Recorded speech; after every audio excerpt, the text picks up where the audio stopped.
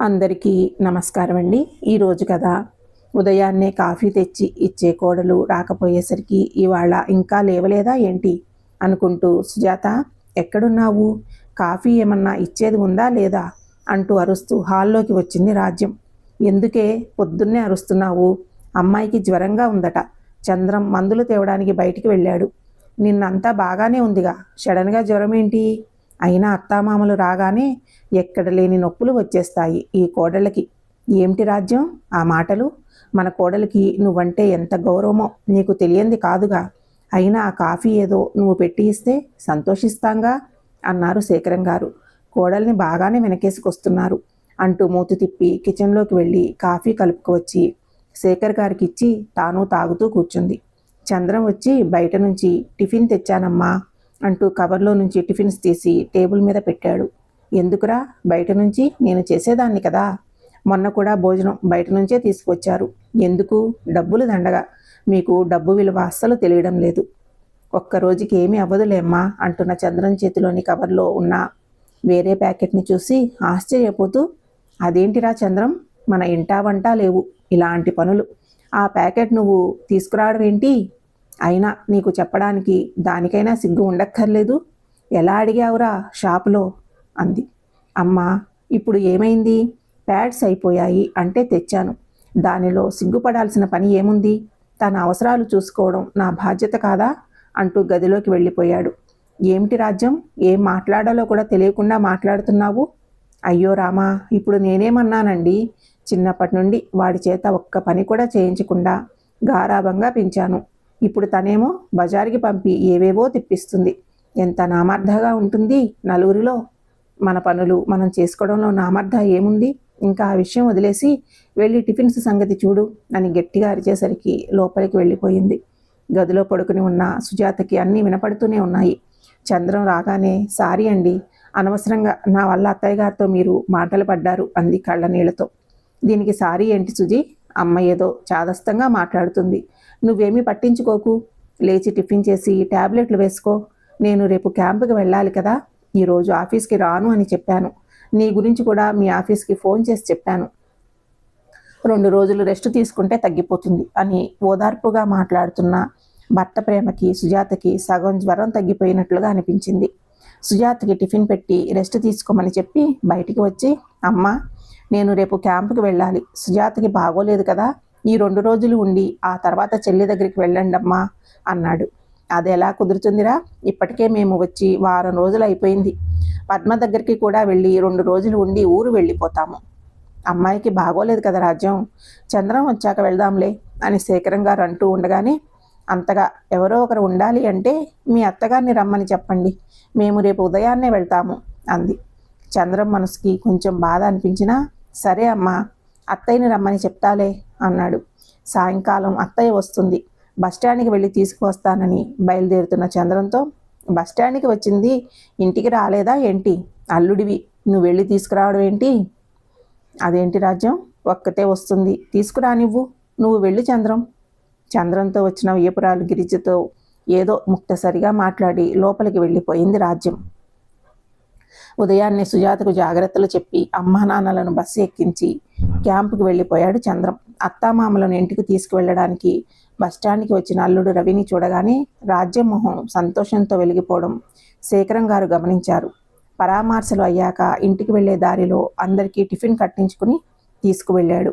కూతురు శ్రావ్యతో వాళ్ళ అత్తగారి ఇంటి విశేషాలన్నీ కనుక్కొని ముచ్చట్లు ముగించేసరికి లంచ్ టైం అయ్యింది. భోజనానికి బిర్యానీ, చికెన్ కర్రీ, 2-3 వెరైటీస్ని చూసి, ఇవన్నీ ఎప్పుడు చేశావు శ్రావ్య? మీరు వస్తున్నారని ఈవేళ అన్నీ బయట నుంచి తెమ్మని చెప్పానమ్మా అని చెబుతున్న కూతుని చూసి, నా తల్లే, మేమంటే ఎంత ప్రేమ అంటూ మురిసిపోయింది. 2 రోజులు బయట తిరుగుతూ హోటల్లోనే భోజనం చేసి ఇంటికి రావడంతో శేఖరం గారికి తేడా చేసి, రాజ్యం, నాకు బయట ఫుడ్ పడడం లేదు, రేపన్నా కాస్త ఇంట్లో వంట చెయ్యండి. అయ్యో ఎందుకండి, బాగానే ఉంటున్నాయిగా అన్నీ. అయినా అల్లుడు గారు అంత ప్రేమగా తీసుకువెళ్తూ ఉంటే మేము రామంటే ఏం బాగుంటుంది? ఇంకా శేఖర్ గారికి చాలా కోపం వచ్చింది. రాజ్యం, నీ ప్రవర్తన నాకు చాలా చిరాకు తెప్పిస్తుంది. అసలు ఇలా వచ్చి కూర్చో, నీతో కొంచెం మాట్లాడాలి. ఇప్పుడు ఏమైందని అంతలా చిరాకు పడుతున్నారు? అంటూ వచ్చి కూర్చుంది. మనకు పెళ్ళయి 30 సంవత్సరాలు అయ్యింది. ఏనాడు నేను నిన్ను కోప్పడింది లేదు. నువ్వు కూడా నాకు చేదోడు వాదోడుగా బాధ్యతగా ఉంటూ వచ్చావు. కానీ మన చంద్రం పెళ్ళి అయిన దగ్గర నుంచి నువ్వు ప్రవర్తించే తీరు నాకు చాలా బాధ కలిగిస్తుంది. నువ్వే నిదానంగా తెలుసుకుంటావులే అనుకుంటే కోడలికి కూతురికి మధ్య ఇంత తేడా చూపిస్తున్నావు. కోడలుగా ఉన్నప్పుడు మా అమ్మతో నువ్వు పడిన కష్టాలు మర్చిపోయావా? అప్పట్లో ఒక మాట అంటుండేదానివి, నీకు గుర్తుందా?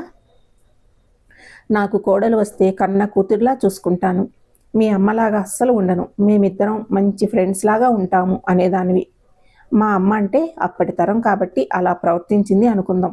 మరి ఇప్పుడు నువ్వు చేస్తుంది ఏమిటి? అత్తగారి హోదా రాగానే అన్నీ మర్చిపోయావా? పాత విషయాలు. కోడలు ఉద్యోగం చేస్తూనే అన్ని బాధ్యతలు చక్కగా నిర్వర్తిస్తుంది.